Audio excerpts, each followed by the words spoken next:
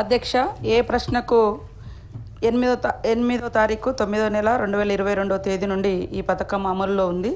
B ప్రశ్నకు అవునండి, C ప్రశ్నకు అవునండి. అధ్యక్ష, ధన్యవాదాలు అధ్యక్ష. తెలంగాణ రాష్ట్రం ఏర్పడ్డ తర్వాత ఇక్కడ ఉన్నటువంటి పేదవారందరినీ కూడా ఆదుకోవాలనేటటువంటి ఉద్దేశంతో దాదాపు 11 రకాల పెన్షన్లు మనం ఇచ్చుకోవడం జరుగుతుంది అధ్యక్ష.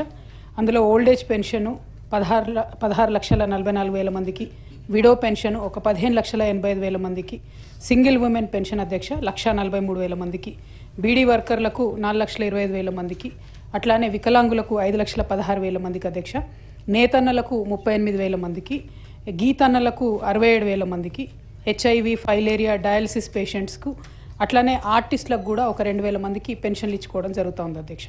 ఇవన్నీ కూడా కేసీఆర్ గారు ఒక విజనరీ దృక్పథంతో ప్రారంభించినటువంటి పథకాలు.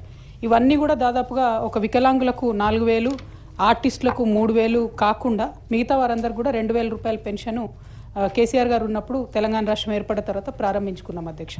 మొదలు 75,000 రూపాయలు పర్ మంత్ ఉన్నటువంటి పెన్షన్ను కాంగ్రెస్ ప్రభుత్వం వచ్చాక 200 నెలకిస్తే కేసీఆర్ గారు 2,000 ఇవ్వడం ప్రారంభించారు అధ్యక్ష. మరి ఇప్పుడు వచ్చినటువంటి ప్రభుత్వం పెన్షన్ల విషయంలో ప్రత్యేకించి 57 సంవత్సరాలు దాటినటువంటి వారికి మేనిఫెస్టోలో ఒక అంశం పెట్టారు అధ్యక్ష. 57 సంవత్సరాలు దాటినటువంటి ప్రతి ఒక్కరికి, అంటే ఇంట్లో ఇద్దరు ఉన్నా సరే ప్రతి ఒక్కరికి, ఇంట్లో ప్రభుత్వ ఉద్యోగం ఉన్నా సరే, కొడుకో బిడ్డకో ప్రభుత్వ ఉద్యోగం ఉన్నా సరే 4,000 రూపాయలు ఇస్తామని మేనిఫెస్టోలో పెట్టారు అధ్యక్ష. కానీ నేను అడిగినటువంటి ప్రశ్నకు మాత్రం జవాబుగా పాత అమౌంట్నే, అంటే కేసీఆర్ గారు ఏదైతే 2022లో ప్రారంభించారో అదే ఇస్తున్నాము, పెంచేటటువంటి ఆస్కారం లేదు అని కూడా వారు చెప్పడం జరిగింది అధ్యక్ష. మరి మేనిఫెస్టోని అమలు చేస్తారా చేయరా? 4,000 ఇప్పుడు 2,000 ఉన్నటువంటి పెన్షన్ని 4,000కు పెంచుతారా పెంచరా? ఈ 57 సంవత్సరాలు ఉన్నటువంటి వాళ్ళు కొత్తగా ఎంతమంది లిస్టులో యాడ్ అయ్యారు అన్నది ఒకటి అధ్యక్ష. ఇంకొకటి మీరు సప్లిమెంటరీ ఇస్తే మళ్ళీ ఇంకొక క్వశ్చన్ సపరేట్గా అడుగుతాను అధ్యక్ష. క్వశ్చన్ వచ్చేసి 57 ఏండ్ల పైబడిన వ్యక్తులకు వృద్ధాప్య పెన్షన్ పథకం ఎప్పటిలోగా అమలు చేస్తారు అని అంటే ఆల్రెడీ అమల్లో ఉంది, అది కంటిన్యూ చేస్తున్నామని చెప్పినాం అధ్యక్ష. అందుకోసం నియమ నిబంధనలు రూపొందించారంటే అవి యాజ్ ఇట్ ఈజ్గా ఉన్నాయి, కంటిన్యూ చేస్తున్నాం. ఇంకా కొన్ని కొత్త వాటి కోసం చేస్తున్నాం అధ్యక్ష. ఇందులో అయితే మేము డైవర్ట్ చేయలే. వాళ్ళు అదనంగా ఎప్పుడు పెంచుతారు అనే క్వశ్చన్ ఇలా రాలే కాబట్టి మేము దానికే మరి పరిమితమై ఆన్సర్ ఇవ్వడం జరిగింది అధ్యక్ష. పెన్షన్ అనేది ఒక నిరంతర ప్రక్రియలాగా మరి అంటే ఆయా వర్గాలకు గతం నుంచి కూడా అది 15 రూపాయలు అనుకుంటా స్టార్ట్ అయింది పెన్షన్. అప్పటి నుంచి మరి మొదలై ఈరోజు 2,016 రూపాయల వరకు పెరిగిన ధరలు, జీవన ప్రమాణాలు ఇవన్నింటిని దృష్టిలో పెట్టుకొని పెంచుకుంటూ వస్తున్నారు అధ్యక్ష.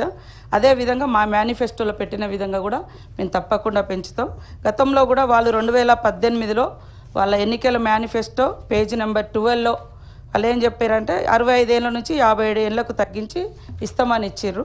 కానీ ఇచ్చింది ఎప్పుడంటే 3.5 ఏళ్ళ తర్వాత 22 నుంచి వాళ్ళు ఈ మేనిఫెస్టోను అమలు చేసిరు అధ్యక్ష. మాకు కూడా కొంచెం టైం ఉంది. అదేవిధంగా తప్పకుండా మేము ఇచ్చిన మాట ప్రకారం పెంచుతాం. ఈ పెంచుతారా అనే క్వశ్చన్ రాలేదు ఇందులో. ఈ 57 ఏళ్ళది ఎప్పటి నుంచి అమలు చేస్తారన్నారు కాబట్టి ఆల్రెడీ అమల్లో ఉందని చెప్పడం జరిగింది. కాబట్టి మీ ఉద్దేశం ప్రకారం మేము ఇచ్చినటువంటి మేనిఫెస్టో తప్పకుండా త్వరలోనే అమలు చేసే బాధ్యత మాకుంది, చేస్తామని తెలియజేస్తూ ఇప్పటి వరకు కూడా వృద్ధులకు మేము వచ్చిన కాలంలో ఈ మధ్య కాలంలో 47,726 మందికి కొత్తగా పెన్షన్లు కూడా మంజూరు చేయడం జరిగింది అధ్యక్ష. కాబట్టి ఇంకా డీప్గా మా మేనిఫెస్టో గురించి కానీ వాళ్ళ మేనిఫెస్టో కానీ ఇవన్నీ డిస్కస్ చేద్దామంటే ఇంకొక ఫామ్లో వస్తే తప్పకుండా డిస్కస్ చేద్దాం. నేనేంటంటే ఆన్సర్ క్వశ్చన్ ఏదైతే ఉందో దానికే కన్ఫర్మ్ అయిపోయింది. స్పిరిట్ ఆఫ్ ద క్వశ్చన్ అర్థం చేసుకుంటారేమో అనుకున్నా అధ్యక్ష.